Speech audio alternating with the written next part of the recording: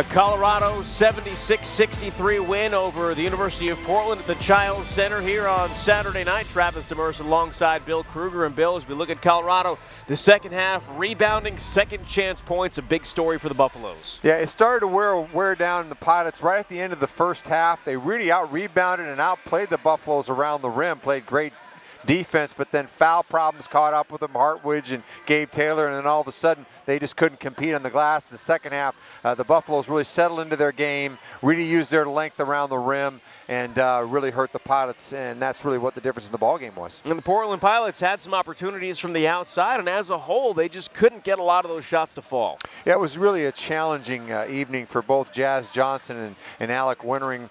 They get 35 between them. That's 6 and change under their average. They shot 50%, but those shots were difficult. The Buffaloes switched. They paid close attention to them. They challenged every shot. And the Pilots really couldn't find another third banana. Tyson gave them a little bit of shooting, but Gabe Taylor had a woeful shooting night. But again, these kids are really fun to watch. I mean, Jazz Johnson is an acrobatic player that can make shots, and he did make shots all evening long. That just are playground-like shots. You just can't believe he can make them. But he's a come-of-age player. He's going to be a big factor in the WCC as we look forward. Everybody knows what Alec Wintering is all about, but Jazz Johnson's party is just beginning. He's just got such a quick release at times that we've seen quite a bit, but now that he's getting other parts of his game like defense involved as well. Alec Wintering, though, still the story behind this team. He's still the driving force of everything. He had some very good plays tonight as well. You know, he's such a courageous player, so crafty. You know, he had so much attention paid to him. I mean, as soon as he gets in a ball screen, they're switching it, they're double teaming. All heads turn as he starts to go toward the rim, and he needs some other people to step in and grab the basketball off a pass and score the ball. Otherwise, it's 1-on-5.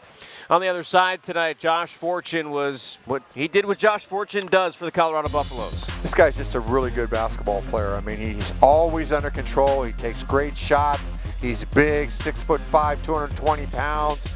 You know, he can stand up and face and make shots. He can post, he can rebound, and he just doesn't make mistakes. He was solid, and they started to make shots in the second half. Brown and Peters made some shots, and all of a sudden, other guys started to step in and make them, and then you really got the Pilots spread out, and then the rebounding comes to play. And Xavier Johnson with 19 points to lead all scorers tonight. He had 8 free throws. He got to the line a bit.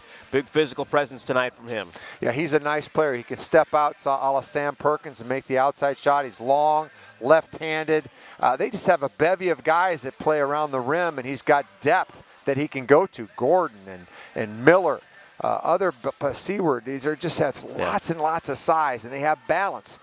Derek White quietly had another really solid game at the point. Again, a big guard that's tough to manage. So the Buffaloes make shots. They're going to be tough in the Pac-12. It's going to wrap things up here from the Chiles Center. Once again, our final score, the Colorado Buffaloes 76, the Portland Pilots 63. For Bill Krueger, I'm Travis Demers. We'll see you next time.